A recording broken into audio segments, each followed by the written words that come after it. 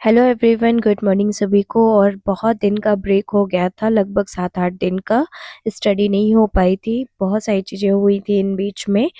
Wedding थी sister की, and then उसके बाद फिर तबीयत भी ठीक नहीं है, इसकी वजह से थोड़ा ब्रेक हो गया। अब स्टार्ट करेंगे अपने स्टडी, और आज से मैं अपना स्टडी स्टार्ट कर रही हूँ।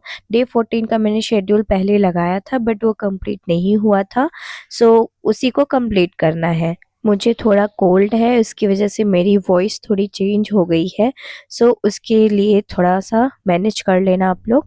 स्टडी स्टार्ट करते हैं। आज मैंने सबसे पहले बायोलॉजी की क्लास ली थी, एंड उसका रिवीजन भी करना था। देन उसके अलावा मुझे biology first and second class को रिवीजन करना था।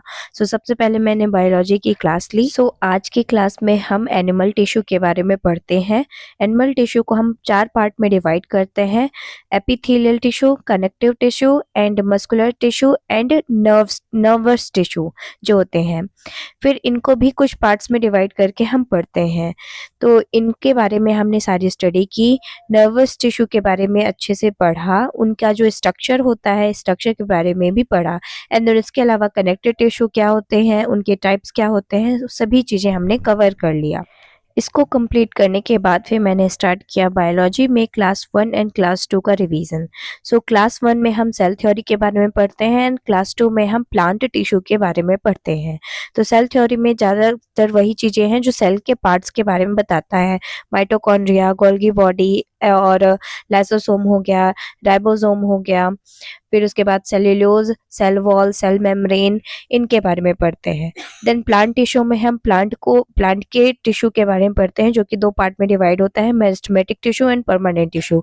मेरिस्टेमेटिक को भी हम 3 पार्ट में डिवाइड करते हैं, एंड परमानेंट को भी 2 पार्ट में डिवाइड करके पढ़ते हैं। तो सारी चीज़ें मैंने पढ़ी हैं। ये मैं इसलिए बोल रही हूँ कि आपका भी थोड़ा बहुत रिवीजन हो जाए। बीच में जो गैप हुआ है उसकी वजह से मेरा बायोलॉजी भी मैं पीछे हो गई हूँ, हिस्ट्री भी करना है एंड इकोनॉमिक्स भी करना है। तो मैंने सोचा है कि अब नेक्स्ट व्लॉग से, यानी नेक्स्ट शेड्यूल से, मैं अपना तीनों सब्जेक्ट लेके चलूँगी, क्योंकि अगर ऐसे मैंने बीच का छोड़ दिया या पीछे का छोड़ दिया तो कवर नहीं हो पाएगा।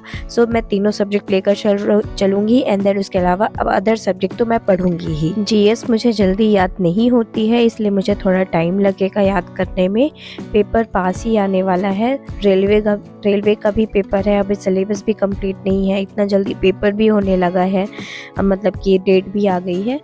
तो देखते हैं क्या होता है। अपनी तरफ से प्रॉपर स्टडी करूँगी, एंड मॉक भी लगाती रहूँगी। सैटरडे संडे वैसे मैं मॉक लगाती हूँ। अगर आपको भी साथ में लगाना है तो आप एनटीपीसी और सीजीएल दोनों का भी सैटरडे एंड संडे को मॉक मेरे साथ लगा सकते हो। एनटीपीसी में पीवाईक्यू 2025 एंड सीजीएल में सिमिलर पेपर 2025 के मॉक हम लोग लगा रहे हैं। बायो का रिवीजन करने के बाद फिर मैंने स्टार्ट किया हिस्ट्री, और हिस्ट्री में आज मैं क्लास 5 रिवाइज कर रही हूँ, जिसमें हम पार्टीशन ऑफ बंगाल के बारे में पढ़ते हैं। अदर मूवमेंट जो होते हैं उसी टाइम पे, उन सब के बारे में कवर करते हैं।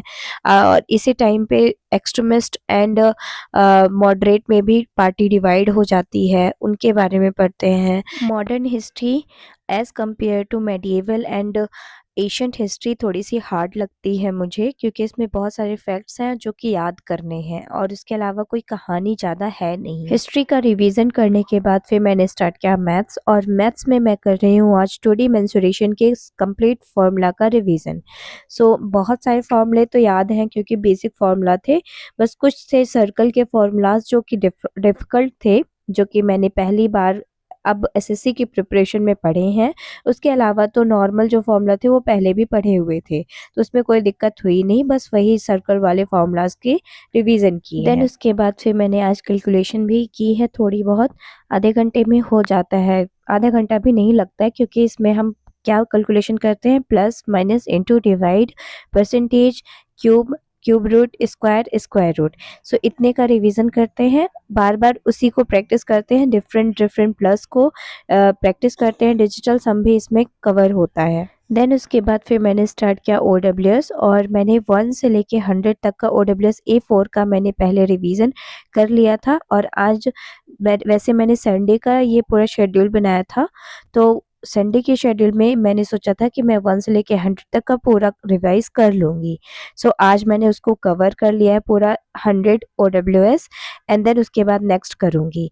सो इतनी सारी चीज़ें मैंने आज कवर की हैं। इसके अलावा एनटीपीसी का मैंने एनालिसिस किया है, जो मैंने मॉक लगाया था उसका।